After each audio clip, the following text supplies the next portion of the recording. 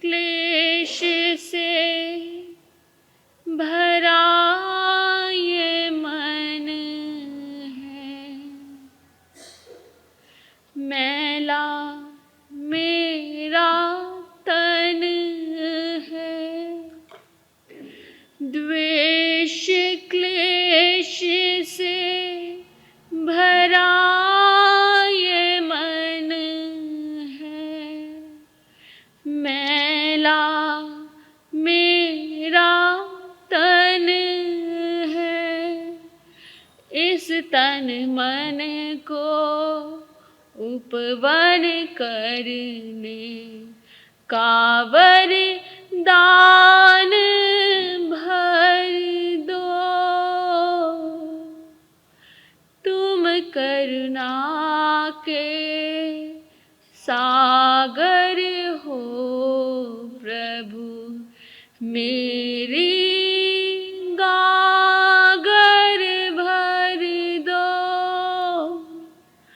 तुम करुणा के सागर हो प्रभु, मेरी गागर भर दो।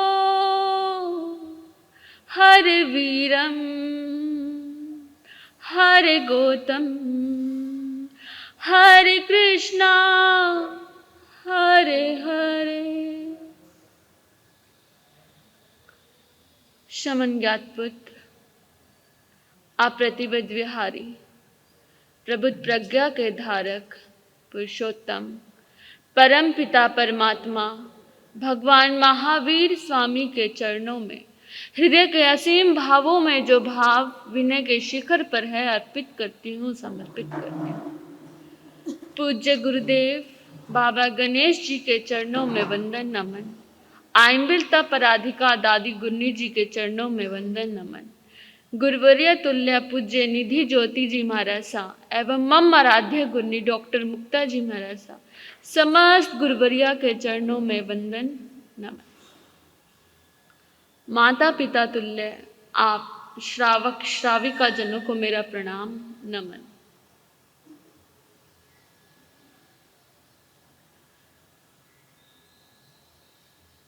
आस्तिक और नास्तिक ये किंवदंती है। क्या किंवदंती बोले तो एक प्रचलित बात।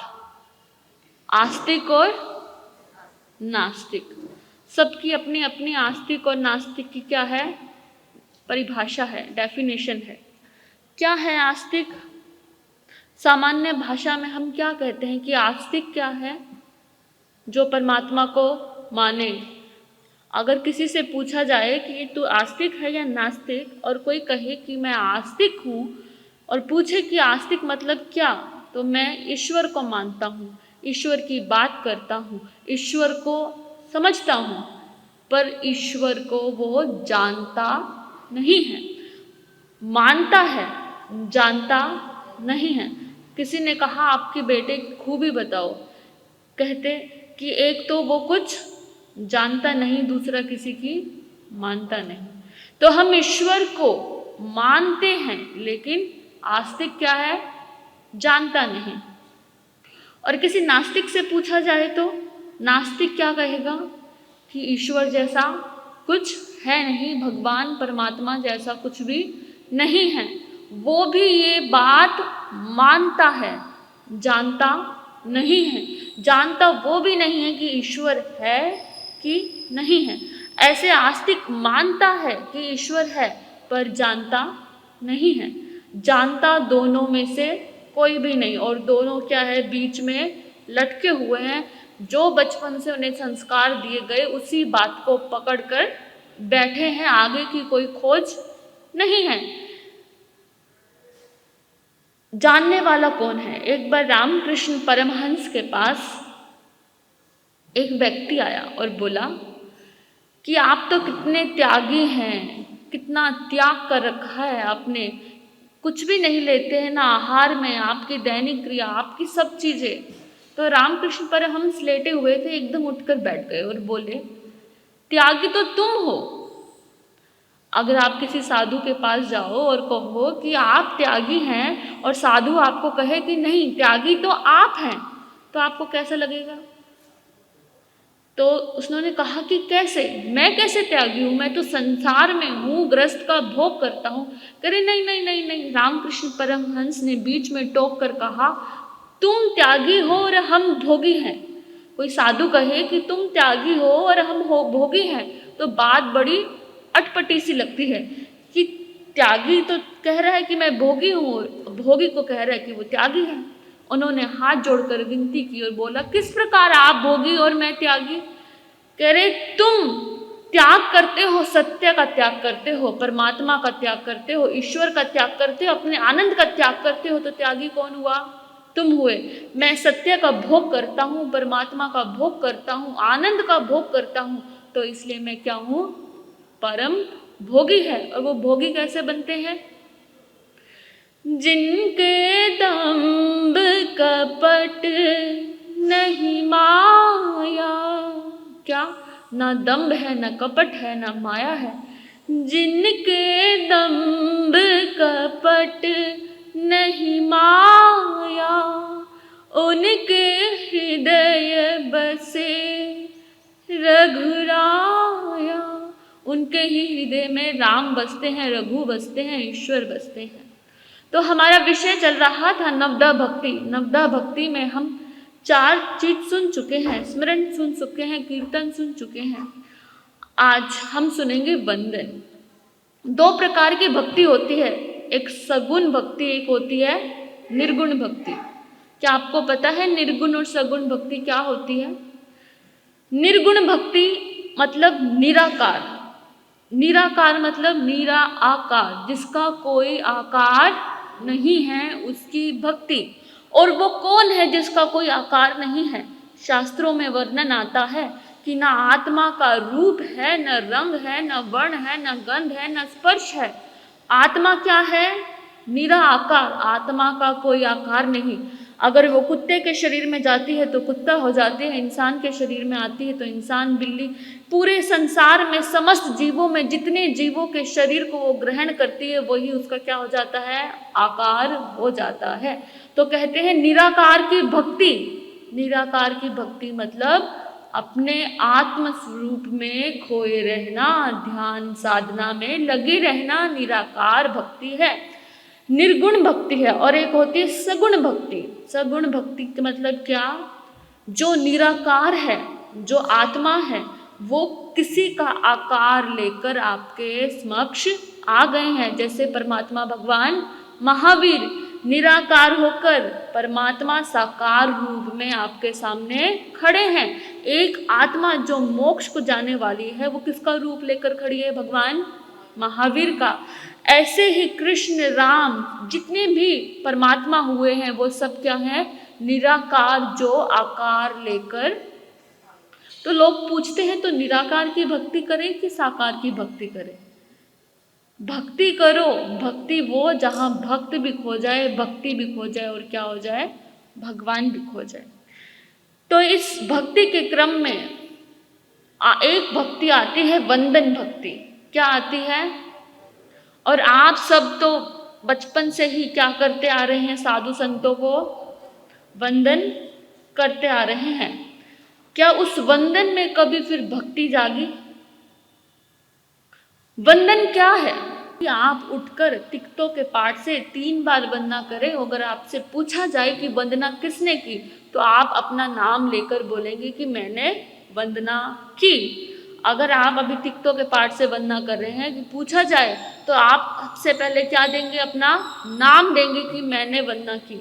लेकिन वंदना में नाम भी खो जाए, वो मैं, वो करने वाला, वो शरीर का भान, वो सब खो जाए तो क्या है? वंदना है। नहीं तो स्थानक में कहते हैं महाराज इतने हमारे साहब है, 8 को उठ के बार वंदना करनी पड़ेगी। आपने सुना है राजा श्रीनिक का वंदना करने से कर्म खत्म हो गए। आपने ये भी कथा सुनी है कि एक बार गणेश जी और उनके भाई को कहा गया कि पृथ्वी के चक्कर लगाओ, तो गणेश जी ने अपने ही माता पिता के 3 चक्कर लगाकर वंदना कर कर कहा कि ये तो समस्त पृथ्वी के चक्कर हो गए। तो वंदना का कितना महत्व है। वंदना से जुड़ा है आपका मंगल पाठ। मंगल पाठ सुनते हैं सब, मंगल पाठ में बड़ी रुचि भी है। आप जब हम आपके घर गोचरी जाते हैं, गोचरी जाके आप हमें रोक के कहते हैं मंगल पाठ सुना दो। अब आपके घर में सामने सब्जी रखी है लेकिन आप उसको पकाओ नहीं, बनाओ नहीं, तो पेट भर जाएगा क्या? मंगल पाठ भी आपको, आपके घर में महाराज साहब आए हैं तो आप फटाफट हाथ जोड़ के क्या हो जाते हैं खड़े कि मंगल पाठ सुना दो। उसके लिए आपने कोई प्रयास नहीं किया, कुछ किया नहीं, आप स्थानक नहीं आए, आपके हृदय में भाव ही नहीं जागा, मंगल पाठ के लिए भक्ति ही नहीं जागी, तो वो मंगल पाठ आपका कल्याण कर देगा क्या? फ्री की चीज किसी का कोई, कि फ्री की चीज से कभी किसी का लाभ होने वाला होता नहीं है। मंगल पाठ में क्या आता है? अरिहंते शरणं पवज्जामि, सिद्धे शरणं पवज्जामि। क्या कह रहा है? अरिहंत की शरण को ग्रहण करता हूं। मंगल पाठ में 4 शरणें में से अगर आप एक शरणे में भी रुक जाएंगे, एक शरणे में भी ठहर जाएंगे तो क्या हो जाएगा? कल्याण हो जाएगा। हम कहते हैं अरिहंते शरणं पवज्जामि, तो अरिहंत की शरण ग्रहण की क्या? ये तो आपने एक रिचुअल बना लिया, एक परंपरा बना ली कि आप जैन हैं तो मंगल पाठ आपको सुनना है। जैसे एक चाबी आपके दिमाग में क्या हो गई? भर गई। कोई मंगल पाठ सुना रहा है, आप उस मंगल पाठ सुना के खत्म भी हो जाता है, आपको पता भी नहीं चलता कि मंगल पाठ कब सुनाया गया, कहाँ गया, क्या बोला गया। आप मंगल पाठ के एक भी पद पे, एक भी भाव पे एक बार भी हम रुकते नहीं। अगर हम बोल रहे हैं अरिहंते शरणं पवज्जामि, बोल रहे हैं बस, लेकिन उस शरण को एक बार भी ग्रहण करते नहीं। सिद्धे शरणं पवज्जामि, सिद्ध की शरण में जाता हूं, कहते भी नहीं हम जुबान से। और उसकी शरण में जाने के लिए क्या है? सबसे पहले उस मैं को काटना पड़ेगा, उस मैं को छोड़ना पड़ेगा, अपने आप को छोड़ना पड़ेगा कि मैं मंगल पाठ सुन रहा हूं, मैं वंदना कर रहा हूं। उस मैं के भाव को छोड़ना पड़ेगा, तो ही वो क्या है? वंदन भक्ति है। अरिहंते मंगल, सिद्धे मंगल, साधु मंगल, ये कैसे होंगे मंगल? पहले भी बोल सकते थे, मंगल को पहले बोल सकते थे और अरिहंते शरणं पवज्जामि को बाद में भी बोल सकते थे, या मिक्स कर सकते थे, पर नहीं बोला। क्यों? क्योंकि पहले शरण ग्रहण करनी पड़ेगी, शरण में जाना पड़ेगा, वो भक्ति का भाव अरिहंत के प्रति लाना पड़ेगा, तभी तो उसका मंगल जीवन में प्रकट होगा। आप शब्दों को रटते जाओ, कितनी बार भी रटते, कितनी बार भी माला करते जाओ, करते जाओ, करते जाओ, कुछ होने वाला? भाव, भाव ही भक्ति है। अगर भाव से एक बार भी आप अपने बच्चों को लाओ, समझाओ उसकी महत्ता की मंगल पाठ क्या है, और उसके लिए प्रयास करो। ये नहीं कि आज हमारे घर गोचरी बनी है, साधु संत आएंगे मंगल पाठ सुन लेंगे, वो मंगल पाठ भी गया और साधु संत भी गए, कुछ भी आपकी झोली में ठहरा नहीं।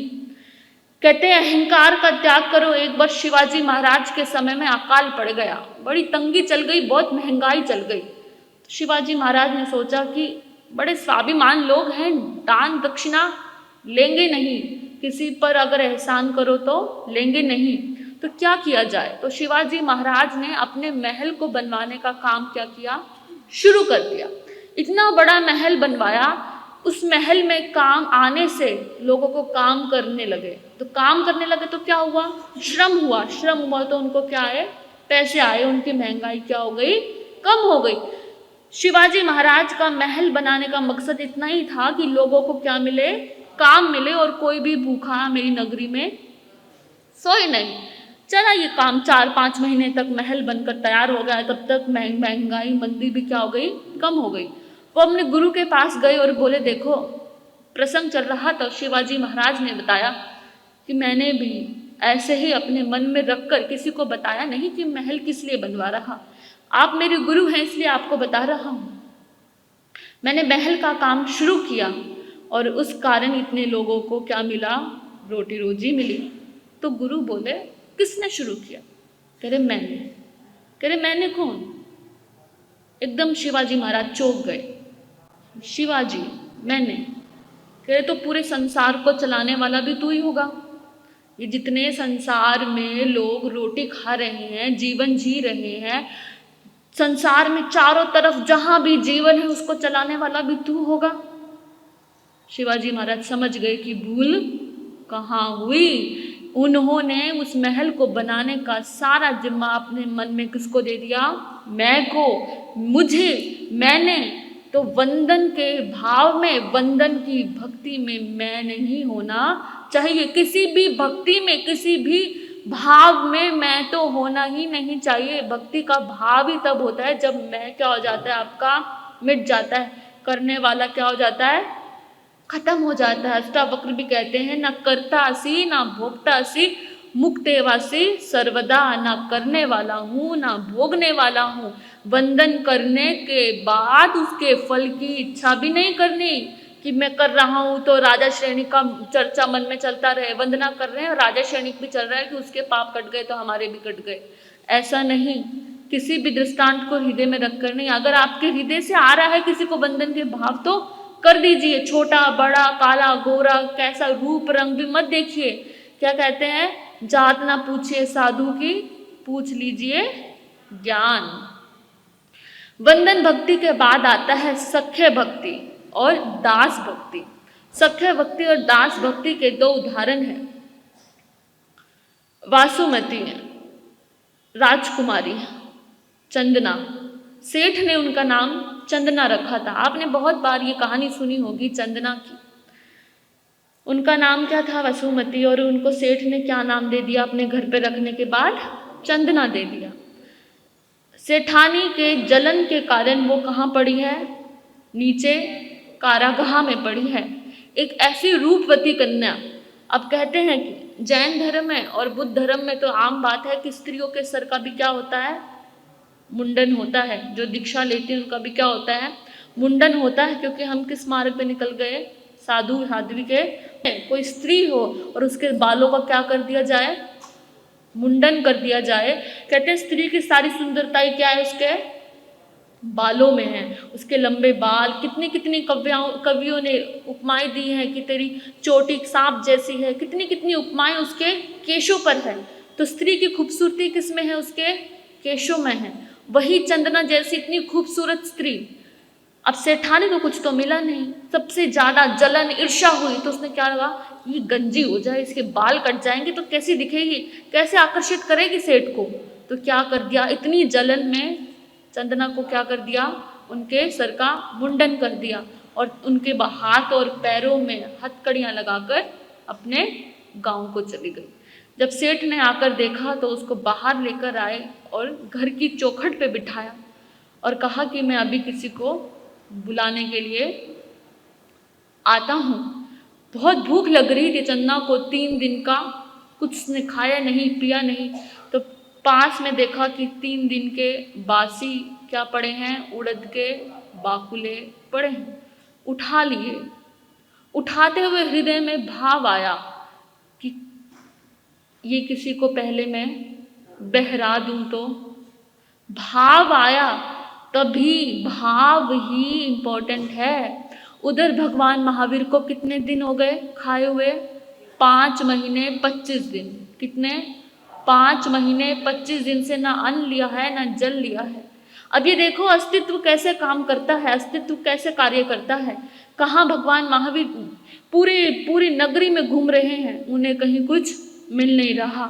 यहाँ कहाँ वो कैसे संयोग बने कि उसका अभिग्रह पूरा करने के लिए सेठानी को मन में ईर्ष्या का भाव हुआ। कैसे अस्तित्व पूरा करता है हर एक चीज को। और भगवान महावीर आ गए। और भगवान महावीर जब आए तो चंदना ने उनको क्या किया, आहार बहराया। और उस समय चंदना खुश भी थी और रो भी रही थी और उल्लास भी था।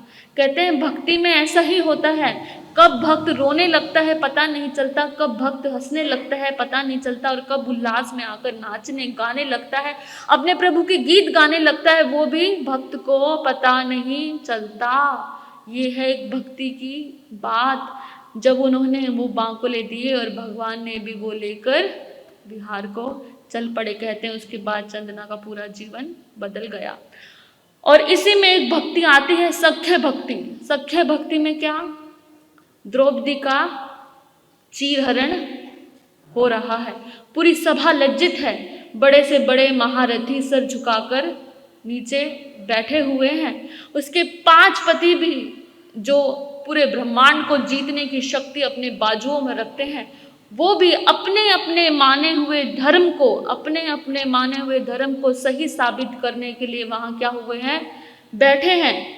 और जब सारे प्रयास कर कर देख लिए, द्रौपदी ने अपने आप को बचाकर भी देख लिया, अपने वस्त्रों को पकड़ कर भी देख लिया, सबसे याचना करके भी देख ली, दया मांग के भी देख ली, और कहीं से भी कुछ नहीं मिला। तो क्या किया, कहा दुशासन को, आओ दुशासन आओ, इतनी हिम्मत है, दिखा लो अपनी शक्ति। और उन्होंने अपने वस्त्रों को जो संभाला हुआ था छोड़ दिया और हाथों को जोड़ लिया और कहा कि हे सखा, हे मेरे कृष्ण सखा, अब तुम ही मेरे क्या हो, सहारा हो। कृष्ण भी तब तक नहीं आए जब तक द्रौपदी का पूर्ण समर्पण हुआ नहीं था। कृष्ण भी तभी आए जब उन्होंने हाथ उठाकर अपने हाथों को जोड़ा और कृष्ण को पुकार कर कह रही है, जरा याद करो बनवारी, जब उंगली कटी तुम्हारी। जरा याद करो बनवारी, जब उंगली कटी तुम्हारी। मैंने फाड़ी रेशम साड़ी, अब आजा कृष्ण मुरारी।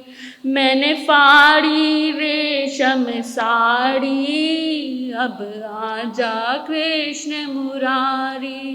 एक पल ना देर लगाई, लो आ गए कृष्ण मुरारी। जब द्रौपदी की ऐसी पीर, ऐसा भाव भगवान से जुड़ा, तो भगवान ने एक पल भी देर नहीं लगाई और इतने वस्त्र कि दुशासन खींचते खींचते थक गया और पूरी सभा ने, जिन्होंने वस्त्र पहने हुए थे, पूरी सभा को नग्न कर दिया और द्रौपदी के शील पर आंच नहीं आने दी। ऐसी दी भक्ति। पर भक्ति के लिए भाव अति आवश्यक है, चाहे वो एक क्षण का है। हम आप सबको इतना सुना रहे हैं, इतने समय से आप सुनते आ रहे हैं, सिर्फ इतना ही है कि एक क्षण का भी भाव आपके हृदय में आ जाए। इन्हीं शब्दों के साथ मैं अपने वक्तव्य को विराम देती हूँ। ओम शांति।